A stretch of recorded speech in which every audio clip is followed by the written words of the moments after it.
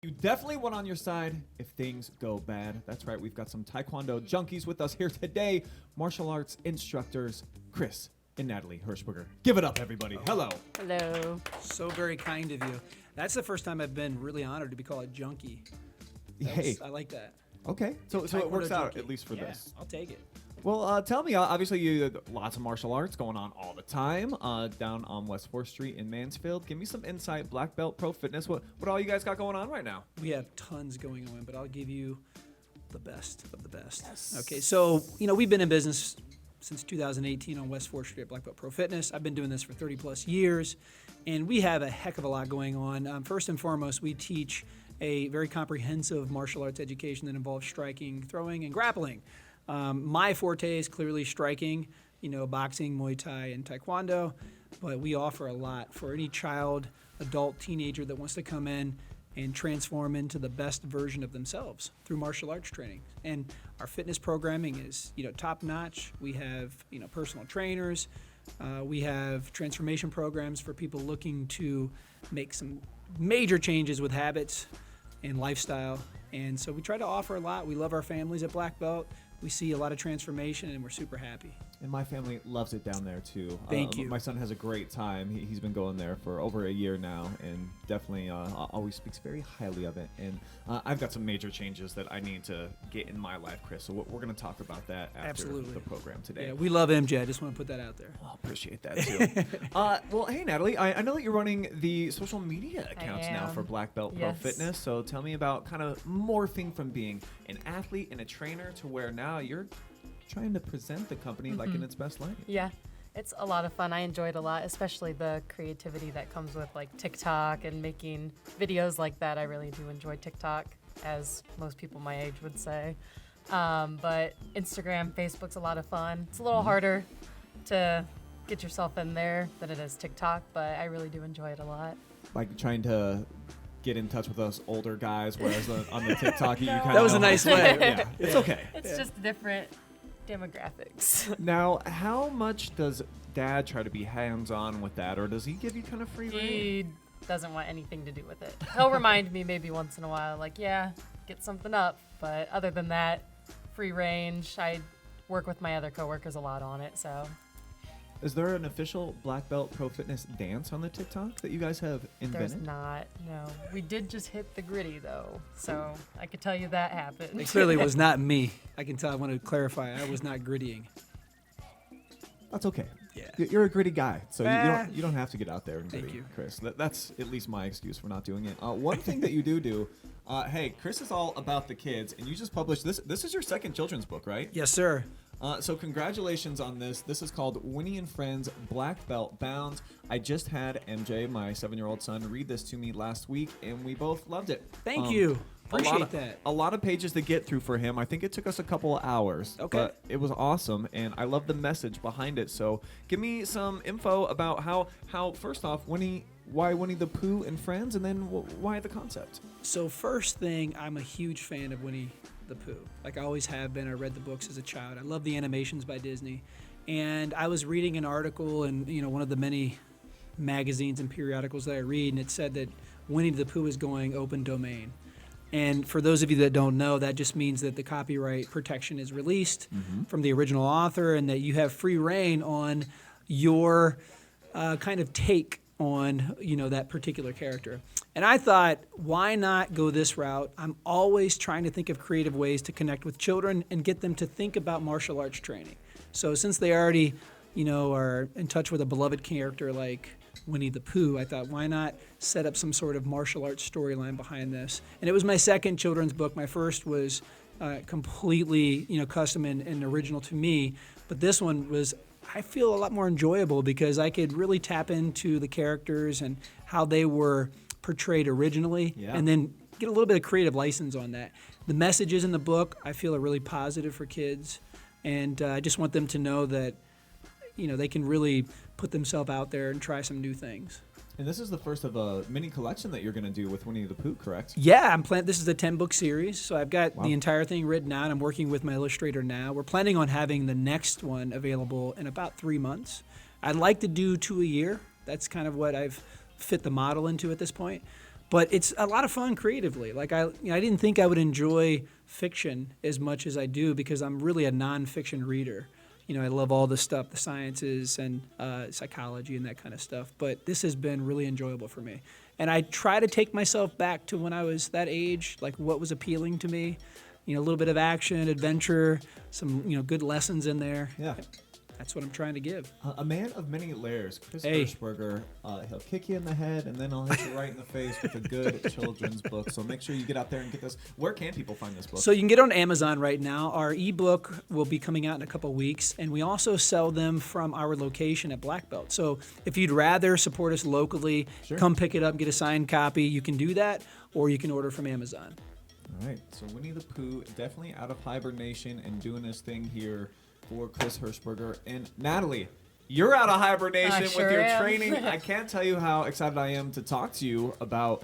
You've actually got a competition coming up after about a 3-year hiatus. So does it feel surreal? Does it feel like normal life again? Like what's all your emotions? It feels weird getting back into it, especially after COVID and everything, when people thought that would be your life forever was when COVID was happening. So being able to get back into the tournaments and everything is very exciting. I'm very excited for it. So getting back to where you're having to ramp up training, you actually have a goal in mind. There's a place that you're going to go. You got to kick other girls in the face. Yep. What was step one for you, kind of like getting locked in again? Really just entering myself back into the world of Tae Kwon Do. So watching videos, getting in touch with old friends that I used to train with, and really just familiarizing myself with it. And after that, just getting into training and working hard. For anybody who may have forgot, please remind the folks at home like where you were at before COVID hit, and then you've been outside of competition in terms of being a competitor at your weight and your age class. Where did you leave off? So I think I left last tournament. I was a junior, which was ages 15 to 17, and I'm now 19. So I think I was minus 63 kilograms, and I'm hopping back into that weight range still. So I've maintained that weight, competed at very high tournaments, 9 times national champion, and I got a lot going on. Too much to remember half the time. Yeah, she's having a tough time recalling. I am. Right. Yeah. When it's been that long. Too much to cover. So for you, I think that you are widely regarded worldwide as one of the top, if not the top girl in your entire weight class. How cool is it to be able to have an opportunity now that you get to showcase that again? Yeah, it's very exciting. I'm excited to get back to training hard and really show my potential. And Chris, you're taking a step back now, right? You always were like her number one primary trainer, and that's not the case anymore, correct? No, and there's a part of me that's really grateful for that because, being coach was really hard while being dad, and so that relationship. Those lines were blurred, I should say. Yeah. It was really tough to do. So I'm excited about, I'm still kind of managing the process, and I will be coaching her at times, especially in the beginning, because she's been out of this game for 3 years, and there are some that are in our sport who are going to be surprised to see her in Spain because her back injury really set her back, and many thought that she was done. So I think it's going to be fun to kind of see the reaction to, oh, she's back, that kind of thing. So from my standpoint, I'm really focused on keeping her motivated, making sure that she's going to the right tournaments because she has to acquire points from high-level world-class tournaments in order to qualify for the Olympics in 24 and 28. So we're really trying to be very strategic right now. But with her training, we do have, there's a primary coach whom is one of our trainers at Black Belt. His name is Daniel, and he's been training and sparring with her for, years now. And then I kind of step in and say, hey, maybe change this a little bit or do that. And we work out a couple times a month. But I think she's relieved to have, my face out of her face, as coach. Yeah. So. Yeah. But now I have him as boss, so. So she cannot escape me. Yeah. That's okay, though. Tell me a bit about your injury and what it is that you have been dealing with. So I had a bone spur in my... I want to say it was lower L2 range down there, so my lower back. So this happened 3 years ago at the start of COVID, so I've been dealing with that. I got a cortisone shot, I want to say 2 years ago, So I think another one of those is a possibility in the future, and just trying to really work it out because it tends to tighten up very quickly. So keeping it warm and just worked out is priority. Okay. Do you feel like it's much of a hindrance to you at this point? Not as much anymore as it was. I'm able to really fight through it, so that makes it a lot easier. Before it was like every little kick would hurt, and now I'm able to get through a workout pretty well. So I'd say I'm ready to enter back into the competitions and everything pretty well. And it sounds like you got a lot coming up here. You've I do. planned out. You've got many big tournaments, but first and foremost is going to be Spain. Spain, yep. So what type of level of competition are you expecting to see there? Is this the best and brightest from around the planet? Yeah, so this is a pretty high level tournament. So this is my first one back. So really get to go out there and feel it out again. I'm excited about it. So for the global sport of Taekwondo, has there been like nothing going on up until now? Well, go ahead. I'm sorry. There has been a few, but I'm just still getting back into it. So I wasn't able. Ooh, I hit the mic. I wasn't able to attend those. She's ready to punch something.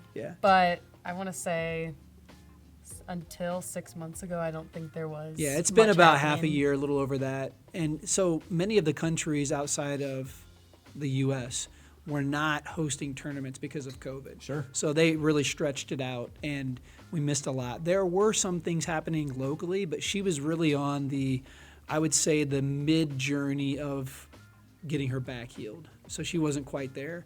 And we're in a good spot now with it. And I think she still has a lot more room for improvement there as well. She's dealing with pain. There's not much we can do with it because they can't remove it with surgery because of the position of it in the spine. And they just have to keep the inflammation down. So give me a best case scenario. Say you go over to Spain, you compete and everything goes well, pain-free type of thing. What are the next steps? Where are you going to be competing, and where do you need to be by the end of 23 to ensure that you're like right where you need to be for the Olympics? So after Spain, I know that there is Nationals in July, which is the tournament everyone attends. So that one, and then Korea in August, and then Brazil in September, which is, I'd say, the biggest one out of all those competitions. Nice. It's the President's Cup. So essentially, each tournament in Olympic Taekwondo has a numeric value. And if you go to some of the opens, like the Spanish Open, it would be like a G1. That's how they classify it. You get so many points for a G1.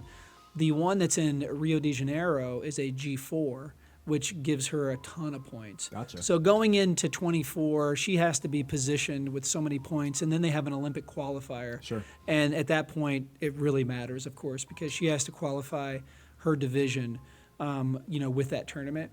And in order to guarantee that she goes to the Olympics, and this will be very challenging because of the nature of the time, she needs to accumulate a ton of points. Because if you get into the top 6 in the world rankings, you automatically go to the Olympics.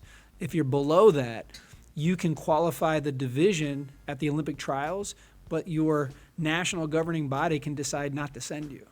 So there's a little bit, some politics behind that. So we're trying to strategize the best way to do this since, we're kind of on the heel of an injury and trying to make the timing work as best as possible. So is your mindset going into this competition in Spain, is it basically gold medal or bust because that's what you're used to experiencing? Yeah. Or are you going to have a little bit more leeway for yourself coming off injury and 3 years off? Yeah, I mean, I'm always aiming for first place, so that's never leaving my mind. But I have accepted that if that doesn't happen, I know I have limitations, and not that that's like an excuse or anything, but that's definitely something that plays into it. But I am planning on getting the gold.